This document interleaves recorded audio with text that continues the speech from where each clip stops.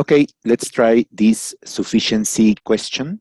On the number line, point R has coordinate R and point T has coordinate T. Is T less than 0? We have two numbers, R and T, the coordinates of 2 points on a number line. Statement 1 affirms that the value of coordinate R is a negative decimal between -1 and 0. There is absolutely no reference about T. We have absolutely no idea about the possible value of coordinate T. That is why statement 1 is not sufficient. That's the easy part. What about statement 2? Statement 2 says that the distance between R and T is equal to the square of R. Again, here there is absolutely no reference to the value of T, just knowing that the distance between 2 points is a positive number because every square is always positive, right? This is a positive number, makes absolutely no difference in defining the sign of coordinate T. So again, statement 2 alone is not sufficient. What about the combination of the information in both statements? Let's reason like this. Okay, imagine that you have, for example, on the number line, point R, located in the interval between -1 and 0. So let's imagine that this value of R equals -1/2. If R equals -1/2, then point T has to be at a distance of point R that is equal to the square of R. The square of -1/2 would be +1/4. So we are saying that the distance between this point R, whose position is -1/2, to the point T is 1/4. In other words, point T could be located to either the left of R or the right of point R at a distance that is equivalent to 1/4. So a distance of 1/4 away of point R is to the right -1/4. And to the left, it would be this position, -3/4. Simply adding or subtracting 1/4 to the position of point capital R, which is -1/2. So these two are the possible values of point T, a point that is 1/4 of a unit away from point R, either to its left or its right.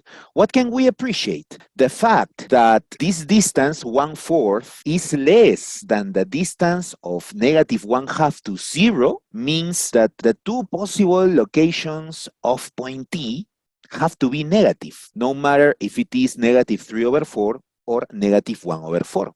In each case, the answer to the question would be a yes. Let's try another example to visualize this more clearly. Imagine now that in the interval between 0 and -1, the value of coordinate R, this value here, and so the position of point R were this number, -1/3. Let's say that R is located here and -1/3 is this value, the value of the coordinate small r. What would be the distance of R to T, to point T? According to the rule set by statement 2, the square of R, in this case, would be -1/3 squared, would be 1/9. So think about it.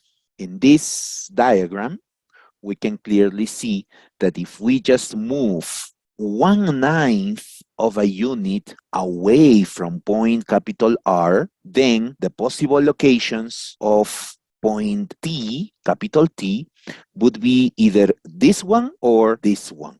Okay, let's just say any number which is 1/9 of a unit away from point R. You get this by adding -1/3 plus 1/9 or take away 1/9. The two possible locations, let's say here T1 is -1/3 plus 1/9, or the second possible position of point T would be -1/3 minus 1/9. In both cases, what do we get?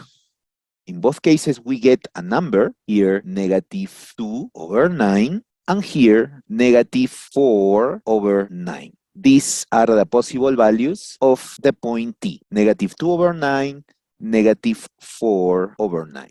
In both cases, the position of t, and thus this is the value of small t, that is the coordinate or the position of point capital T, would be negative. So another affirmative answer.